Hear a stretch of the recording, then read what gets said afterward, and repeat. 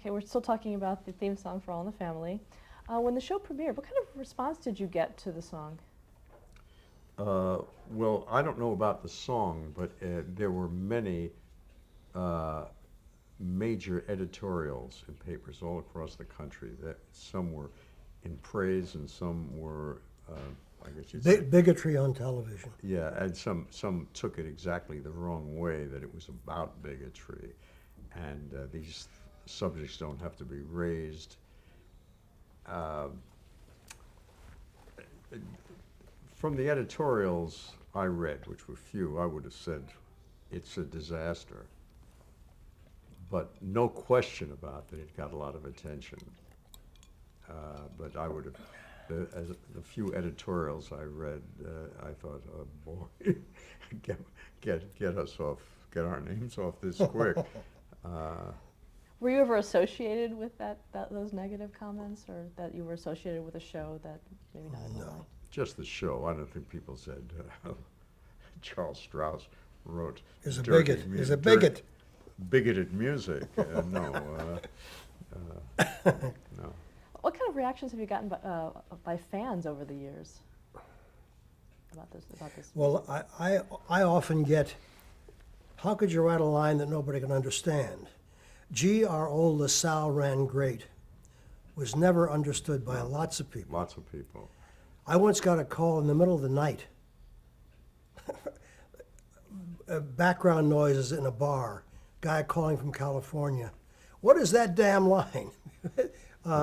One woman wrote me a letter. I should have kept this actually, or given it to you. I don't have it now. I'm almost sure of it. Where she said, "I finally understood it," and she spelled out phonetically G-R-O LaSalle ran great, and it was JEEHOURLASAL.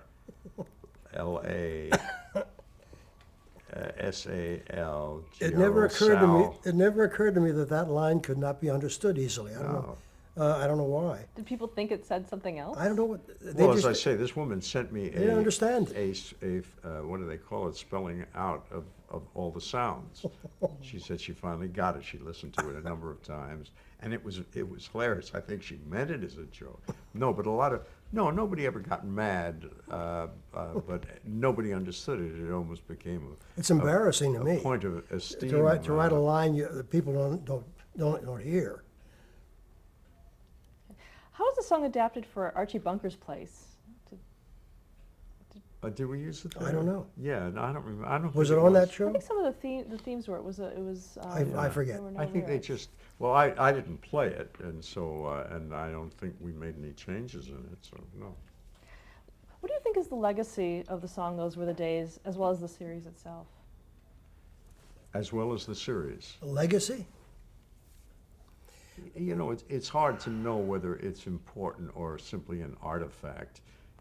It was, and maybe still is, in the Washington and the Smithsonian, where they have exhibits, and there was his chair, and they play.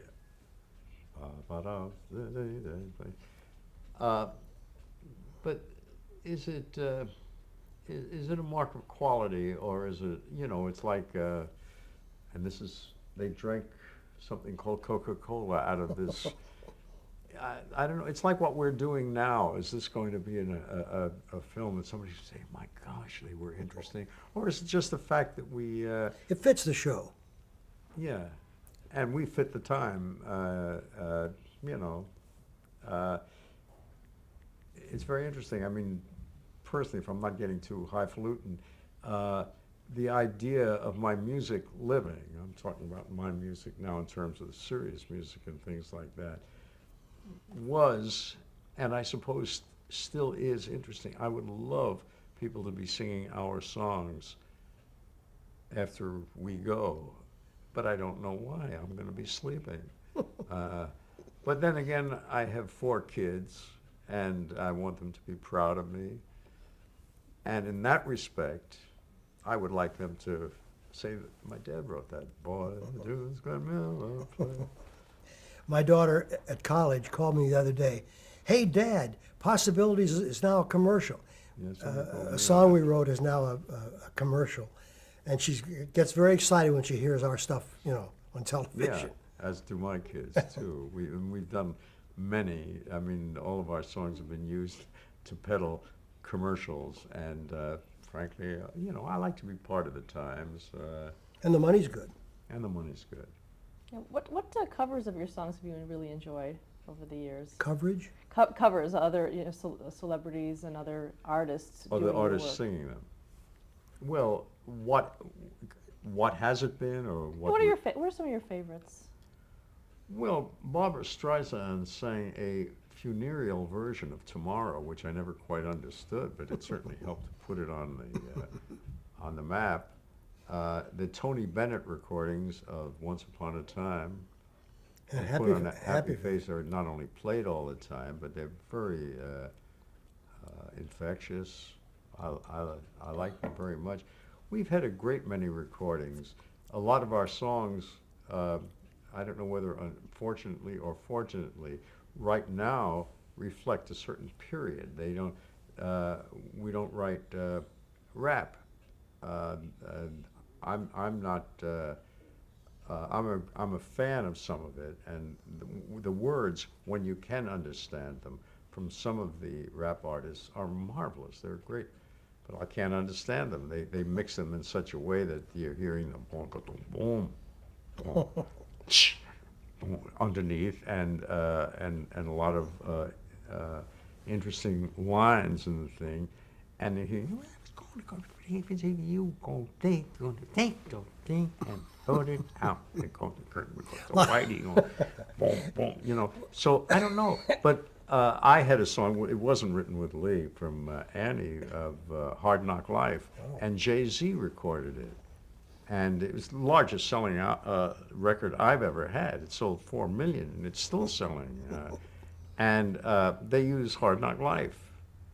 I couldn't understand, so I sent to someone, I've never met Jay-Z, for a copy of his words.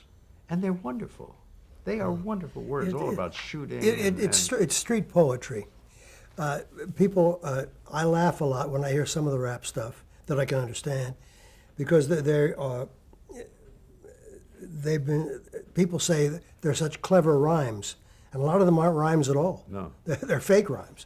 They're But fake rhymes. yeah, but it's street poetry. Or is what it is. rhymes that crawl under you. Yeah. You didn't expect that word was going to. And they do a very artistic thing, because they let the wrong word carry them into the right Yeah. thought. And when I say they, I'm a man who's probably read 5 lyrics of rap in my life, so I don't know anything much about it. But when I have read them, they're terrific, some of them. Let's get back to your work. What other things have you done for television? Trying to think. We wrote the theme for a comedy called Robin Hood. What was it called? It was called When Things Were Rotten. When Things Were Rotten. Mel Brooks had a television show about caveman days or something. No, Robin Hood. Robin Hood. And so we wrote a title song for that show, When Things Were Rotten, which is not exactly an easy title to work from. I played piano on your show of shows and wrote dance music for a dance team that was on there, and hung around and got to meet a lot of the big That was writers. really early on? Yeah.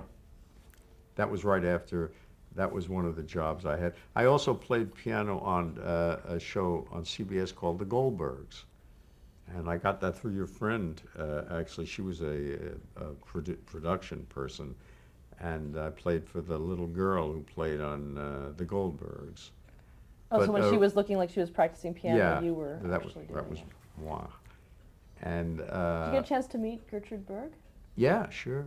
What's she like? She's just like Gertrude Berg. I mean, the nice guy was, she was very nice, and Philip Loeb, and yeah, I met them all. I was sitting at the piano wall there. I was a nice Jewish boy who, A nice Jewish show. yeah. And I made some of my first really decent paychecks. I think I got $350 a week or something out of that. It was, I was right out of college. And But it seems to me I wrote, I wrote background music when they did Birdie on television. And trying to think of what else we've written for television, or I've written for television. I don't remember.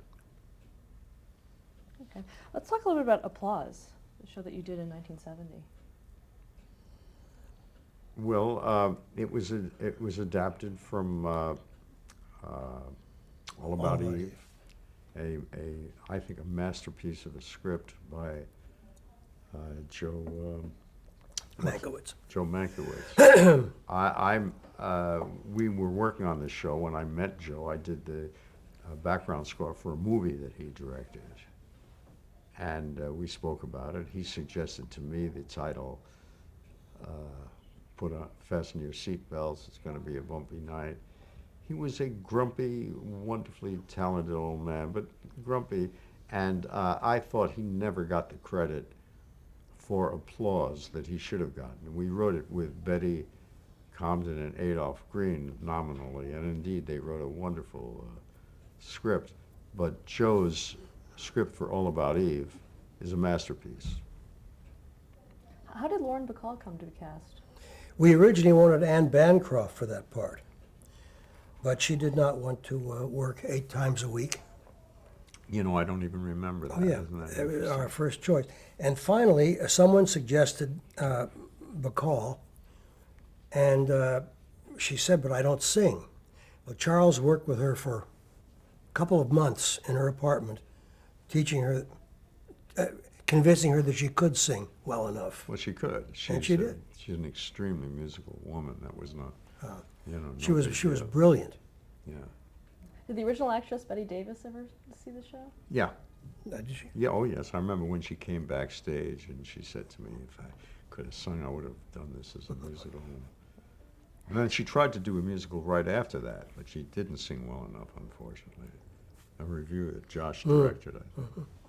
And you won a Tony. You won a Tony for that too? Yeah. We won a Tony for that. Now, Yeah. how did that compare to that first one? You knew what it was by that point? We knew what it was by that Yeah. point. There, the hunger, the hunger was much deeper.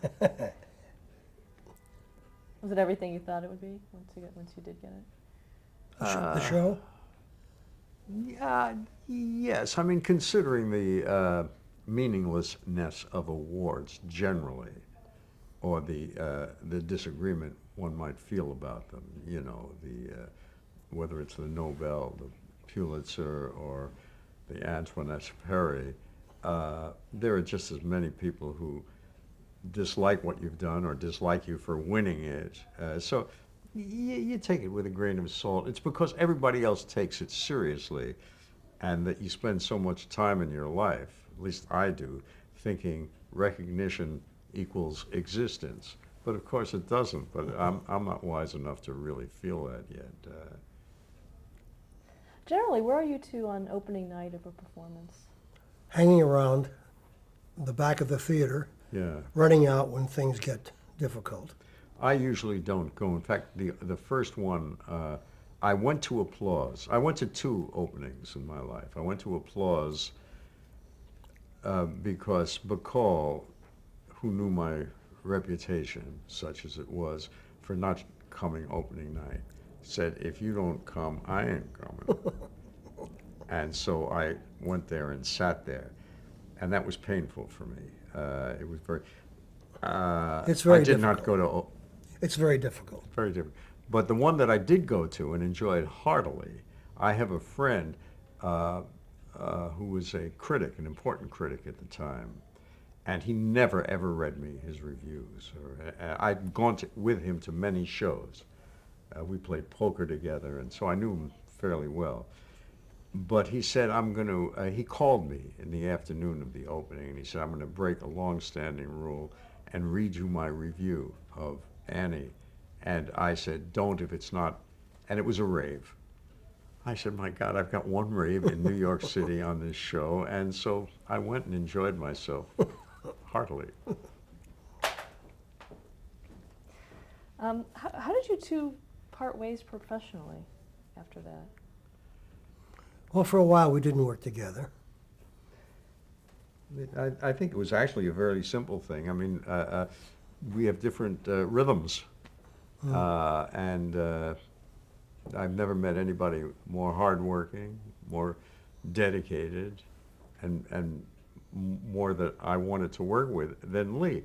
But on the other hand, I'm, like when we're through here, I have a project, and I have another project after that, and it's not a mark of a happy or even healthy man, but that's what I love. I love doing. I'm not nearly as hardworking or as driven as Charles is.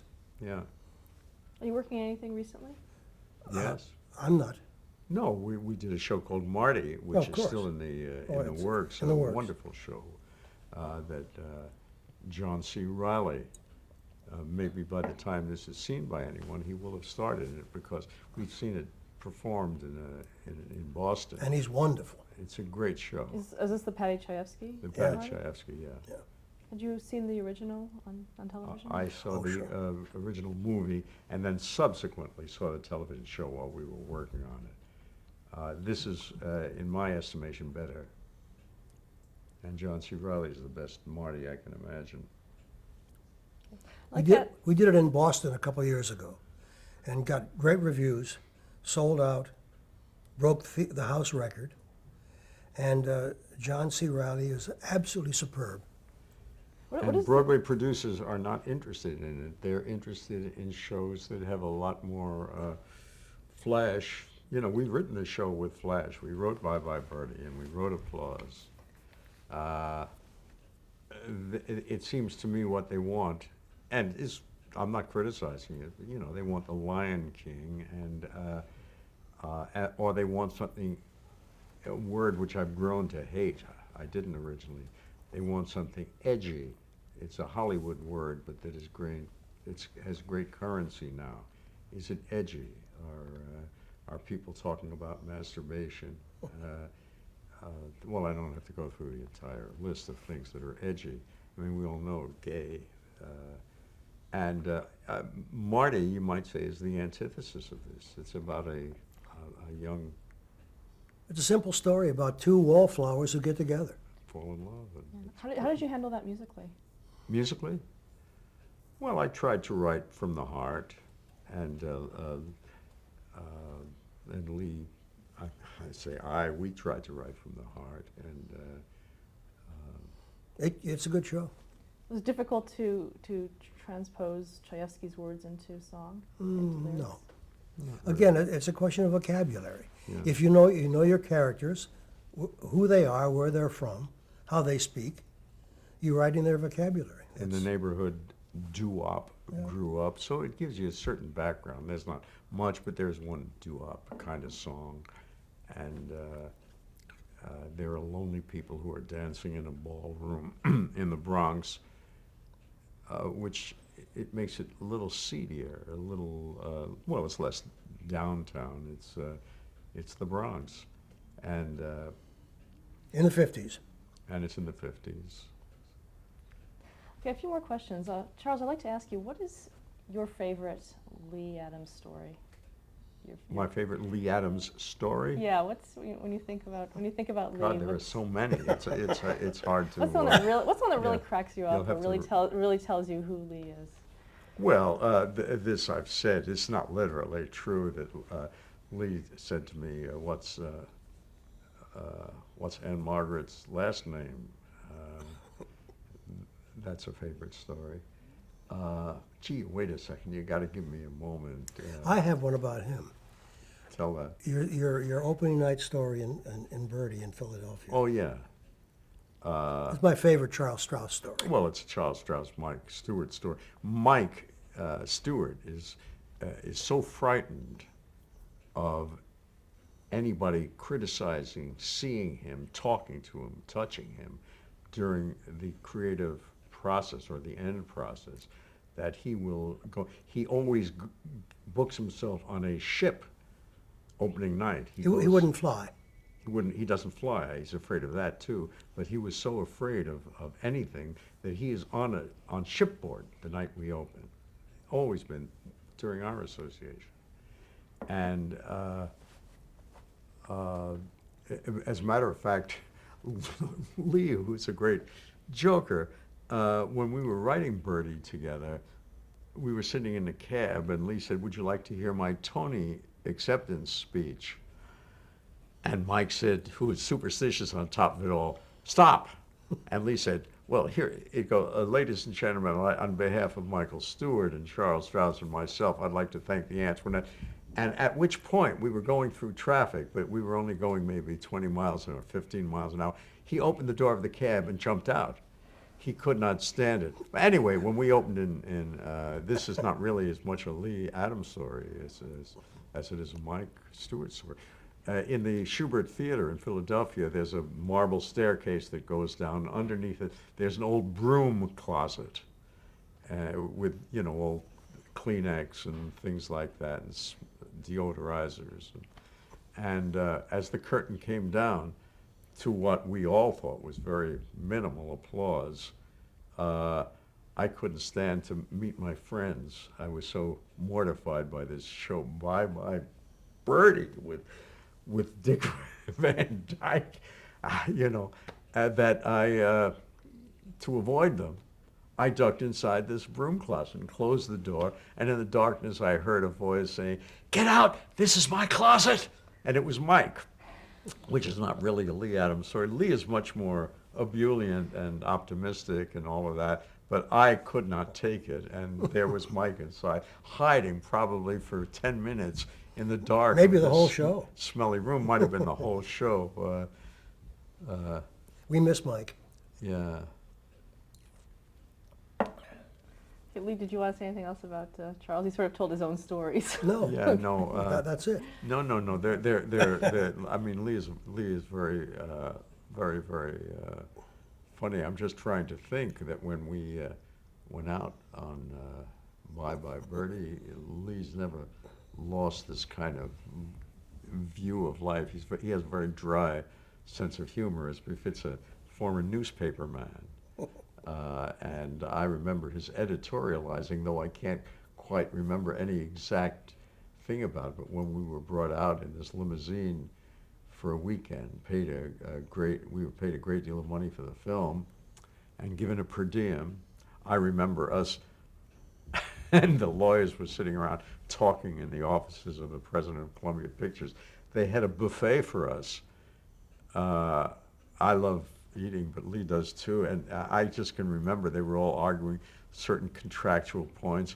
And I remember Lee and I, again, it's not purely Lee's story, but us glomming from the buffet. It's a problem. My wife is a wonderful cook, and that's a big problem. Yeah. I'd like to ask you, what advice would you give to two people, a lyricist and a composer, who aspire to collaborate? Well, I do some teaching down at NYU, and this comes up And all Columbia. the time. Yeah, this comes up all the time. Collaboration is so tricky. You have to just try to immerse your personality in the other person's, not think that he's criticizing you, but the work itself. And as Charles said before, it's like a marriage. You have to adjust to each other. Yeah. As far as where to tell young writers to go today, it's very difficult. I don't know where you off Broadway to get your shows on. It's tough. The economics of the theater now are very difficult. Would you add anything to that, Charles? No, I think Lee covers it all. The tough part is probably the part you could expand on more, to say that corporations like Disney and MGM have become major backers, and the pop music industry, which once was dominated by theater composers, we dropped the ball. Yeah. I've noticed, especially in my teaching at NYU, that they write shows down there. That's what they do. And one of the things I've noticed the last few years is Very few of the young composers write good melodies. Charles is a superb melodist. He writes great melodies. And these people are on a Sondheim kick, sort of edgy, the word you use, edgy, but there's nothing better than a good melody. And Charles can write those, and not many people can. Last night I was listening to some Mozart. My wife said, "Gee, that's a good tune," and it is. You know, melody is so important. Yeah, And I it's- do it- believe in that. Yeah, and it's not, and you're good at it, and not many people are. Well, thank you. You're welcome. Oh, that's preserved forever, so you can't take it back. It's in the archives. Yeah. And how would you like to be remembered as a duo? Well, I hope it's a long way off. I'd like to be remembered as a good father. I'm mad for my kids. He has kids too, and he feels the same Oh, way. yeah. But Oh, yeah. I think I would love. My kids are proud of me sometimes. They also very hostile sometimes, and that's important to me. Sure. I mean, I feel, one day you go. Even ASCAP writers go, and I think I would like I my agree. kids. Be remembered as a good person, a good Yeah. husband, a good father. That's it. Yeah. That's more important than anything else. Yeah, and as people have said to me, they heard. I think you mentioned it. One of the first shows you heard was "Bye Bye Birdie." That you're part of a person's memory and his life, it somehow seems significant. The question of how many people and how many awards is the part that gets problematic, because I'm afraid I bit the apple, or whatever the piece of fruit is that you bite when you say, "I want another Tony," and all that. That I don't know. What's his name won the Nobel Prize this year, the playwright, Stoppard. Was it Stoppard? Tom Stoppard. Is he Yeah. No, not Stoppard. No, the guy who writes the mystery responses. Oh yeah, Harold Pinter. Pinter. What? Pinter. Harold Pinter. Pinter. Harold Of course. Pinter. Of course. And already I saw in a couple of newspaper articles about his virulent anti-Americanism as being part of that award. Not the fact that he is the brilliant playwright that he is, but that people already say, so what does it mean? I don't know. People politicize more now than they ever They used to. politicize more, and they're angry and jealous, and they disagree. I mean, awards are given by, only God can make a tree, but they're given by people like When I get depressed about a show not getting on or some problem comes up, I say to my wife, "What the hell am I doing here? What?" And she says to me, "You've made a lot of people happy Yeah. with your work, and isn't that great?" And she buoys me up. That's the difference between your wife and mine. My wife says, "Shut up and keep writing." It really is a difference. That's funny. Thank you guys so much for sharing your story with us. Thank It's you. been a You pleasure. make it More than very welcome. easy.